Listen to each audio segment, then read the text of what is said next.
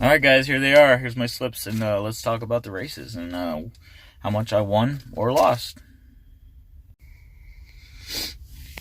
Okay, so the first run, after we get teched in, I'm walking around a little bit, just watching people and seeing who's coming in, seeing what they're driving.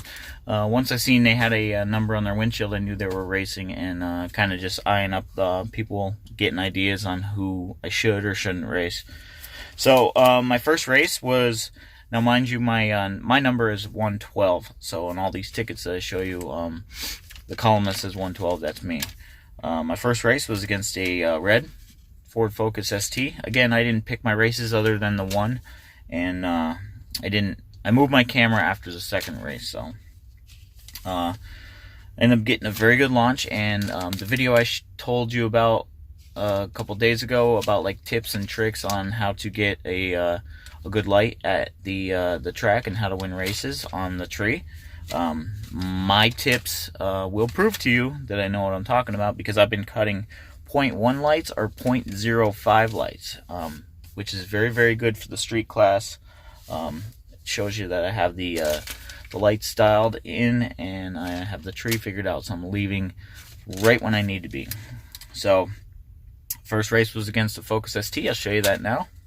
Alright guys, so this is going to be the first run of the day. I want to get down the track before everybody starts braking, because there's some high horsepower vehicles here and I fully expect them to blow up on the track. So before they muddy the track up, I want to get down the track and just get a baseline. So see you down there, guys.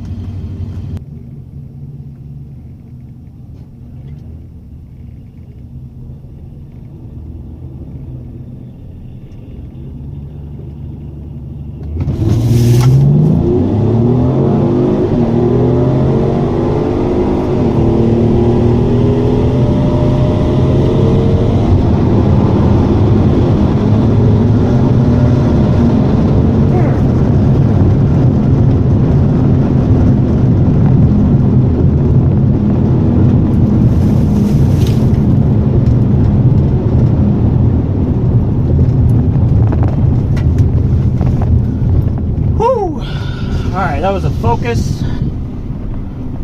He did pretty good actually.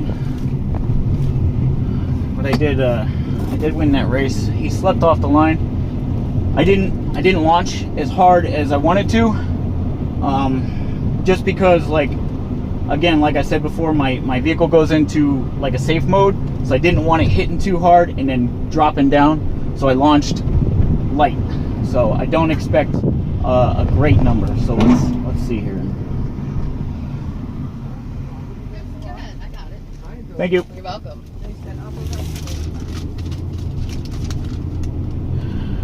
Nice. So I ran a 13.7 at 100.6 miles an hour, and he ran a 14.6 at 97. So not a great, like I said, not a great launch. I ran a 2 flat 60 foot, which I've ran faster than that. So it's definitely, we're in the right ballpark, so we're gonna definitely improve from there. And my reaction time was 0.1, so and his was 0.8. So that's a half a second right there. If he'd have gotten a better reaction time, we would have definitely had a closer race. So I can't wait to launch a little harder. My car is performing fantastically. So now I ended up running a 13.7 at 100 and just under 101 miles an hour, and he ran a 14.6, and I came across the line 1.6 seconds ahead of him. 1 second is roughly 10 car lengths on the drag strip. So my reaction time was 0.1, which is good. And then his was 0.8. But I was doing soft launches in the beginning because I wanted to kind of feel my car out. Like I said before, if I launch too hard, or if it shifts in from first to second too hard, it goes into like a safe mode, it ended up doing it once that day, and I lost that race. And we'll talk about that in a minute here. All right, so the second race, after I came back, let my car cool down a little bit, started walking around, I found this SRT 392 Durango to race, and that was the second race. So we talked. I told him, I'll see you up there at the strip. Come get me when you're ready. And all right, whenever you're ready. All right, you ready?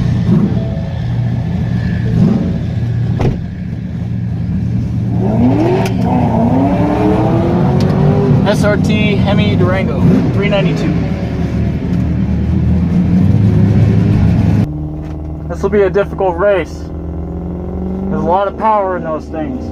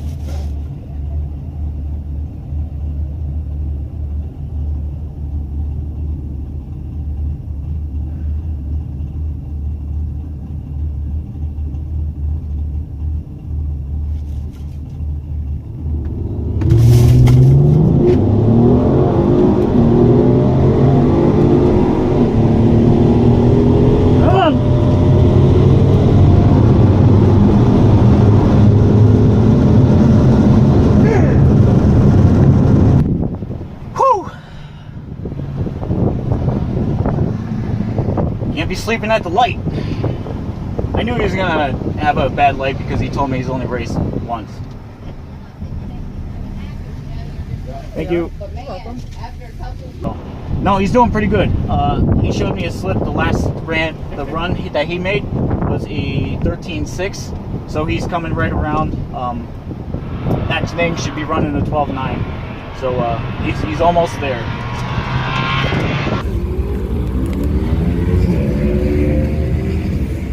Good run, man. Yeah. My reaction sucked. Yeah.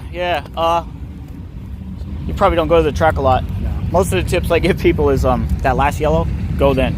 Because by the time your brain says go, your foot goes to the floor, the flex comes out of your suspension, your wheels start spinning. It's that time anyway. So as soon as that last yellow lights up, take off. But no, it was a good run. You were coming around on me there at the end. Yeah. But, so that's quick, man. Yeah, it surprises people for a V6. Yeah, it's small. Yeah. I can't wait till the 10 speeds come out because that's going to be night and day. Night and day. What are they putting, the ones in the Mustangs and that? I don't 10 speeds. They're already in the Mustangs. I know. Are they going to put the same ones in the Explorers? Yeah. They're coming out with that at the end of this year for the 2020. And it's the first rear-wheel drive 10-speed Platinum Explorer. So yeah, they debuted them along with the Shelby, and like everybody forgot about the ST Explorer coming out because the Shelby was at the same time. Yeah, that Shelby, like, it's a $20,000 transmission. Like, you just can't.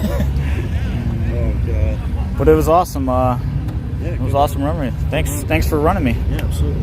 Anytime. But I crossed the line at 100 and he crossed at 104 because he had more power from the beginning. So even though he was late on the light,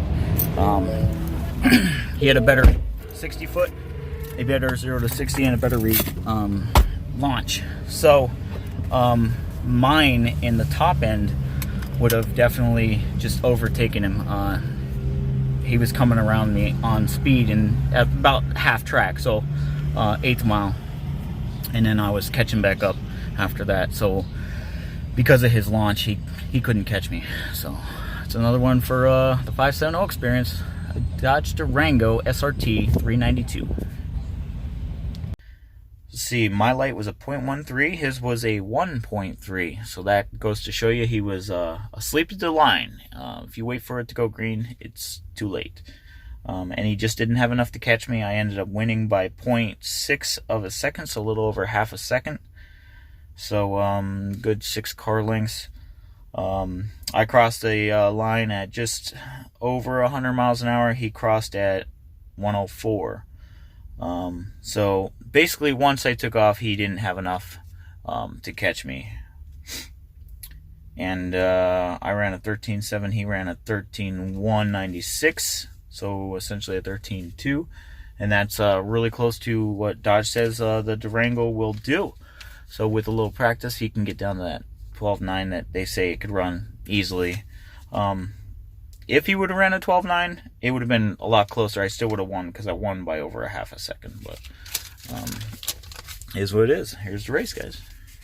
So yeah, that was my second race, and I was real excited, as you can see from the video, because an SRT Durango is you know, big, nice vehicles. I would love to own one, but they're heavy, you know, and for this little tiny Explorer with a V6 to kick its ass, like, I was real excited. So then I ended up moving the camera. This was the race I tried to line up against the Silverado, and then we were off by 1, so ended up going against a V6 Camaro. And all right, so I got the Z71. We're gonna give him a shot, and I'll put his information in the description below. I fully expect this guy to walk away from me because he is a little bit faster, but like I said before, I'll race anybody. Doesn't really matter. I'm out here to have fun. It's very, very hot today, so none of us are doing like real great. It's like 80 something, almost 90 degrees, so it's a little humid. All right, looks like it's going to be a V6 Camaro instead.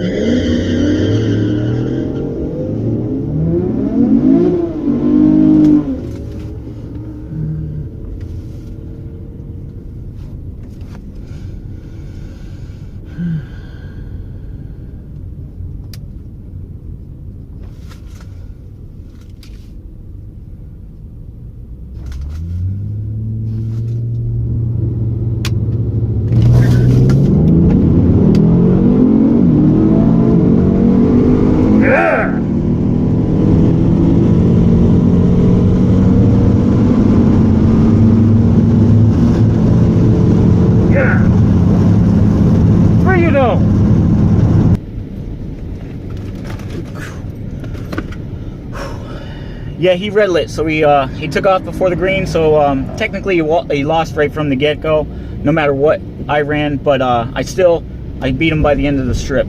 Actually, he red lit, so he left before the green by 0.017, which is so close.